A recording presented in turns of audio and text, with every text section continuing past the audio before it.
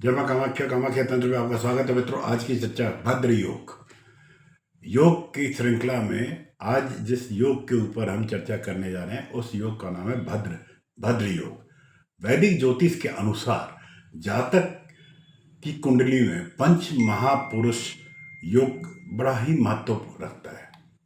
इस योग का निर्माण तब होता है जब कुंडली में बुध, मंगल, बृहस्पति, शुक्र और शनि ग्रह केंद्र भाव में अपनी अपनी राशि में मजबूत स्थिति में बैठे हुए हों।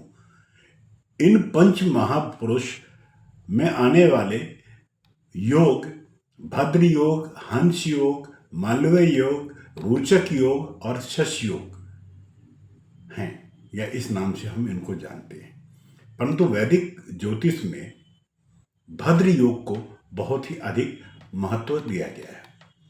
कुंडली में भद्र योग का निर्माण तब होता है जब ज्योतिष शास्त्र के अनुसार बुध ग्रह बुद्धि, ज्ञान, विश्लेषणात्मक क्षमता, भाषण, संचार कौशल, बहुमुखी प्रतिभा, शारीरिक फिटनेस, लचीलापन, लेखन क्षमता, प्रबंध कौशल, गणितीय कौशल, युवा उपस्थिति, यूथ, अच्छा स्वास्थ्य, व्यवसायिक कौशल और अन्य चीजों से संबंधित ग्रह है।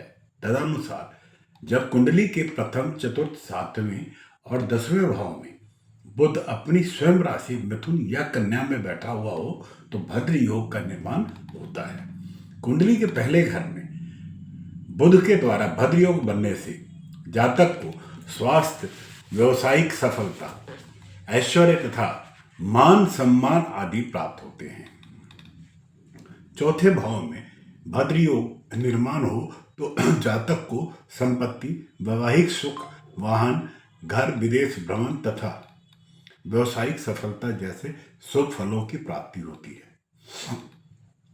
कुंडली के 7वें भाव में भद्र योग बनने से जातक को वैवाहिक सुख, व्यावसायिक सफलता तथा प्रतिष्ठा, प्रभुत्व वाला कोई ना कोई पद उसको प्राप्त होता है।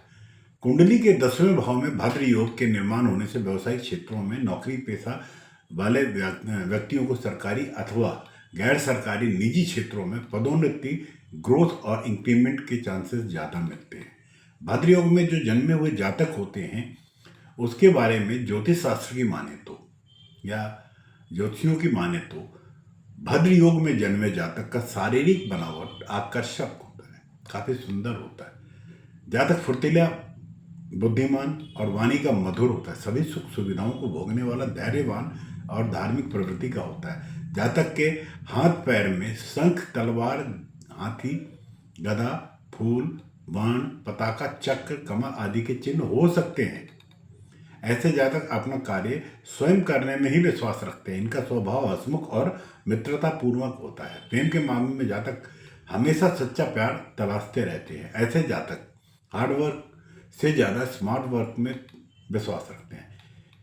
अब भद्र योग में जो भद्र राजयोग में जो होता है इसके अंदर वो कैरियर के ऊपर इसमें बहुत प्रभाव पड़ता है। जब भद्र राजयोग किसी की कुंडली में बनता है तो व्यक्ति कम उम्र में ही भाग्यशाली, सुखी, बुद्धिमान, कुशल, बौद्धिक, समृद्ध, उत्कृष्ट वक्ता, समझदार, दयालु, सौम्य, शाही और सौभाग्यशाली कैरियर से युक्त होता है। वह व्यापक सोच और सहज स्वभाव का धनी होता है।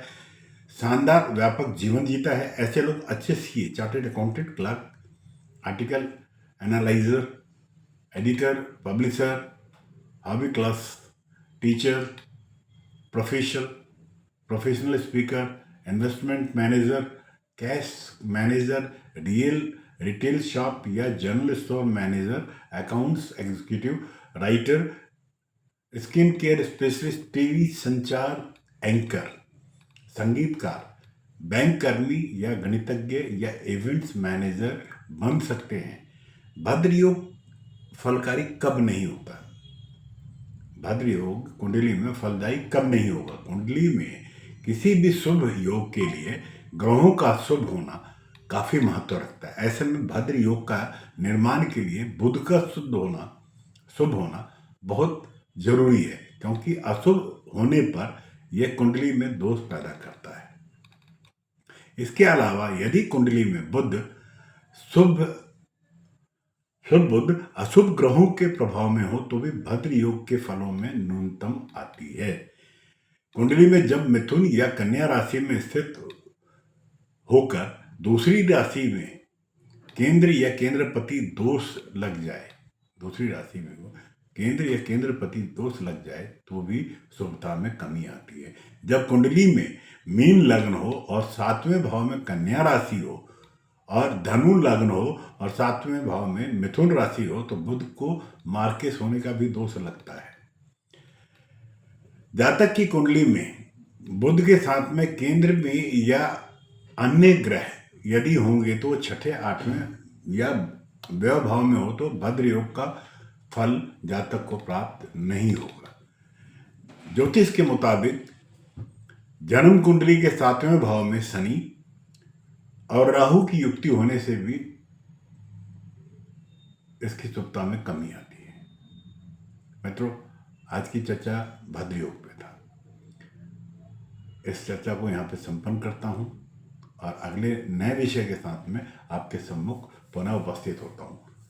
तब तक के लिए आज्ञा दे। जय मां कामाख्या। आपका दिन शुभ हो।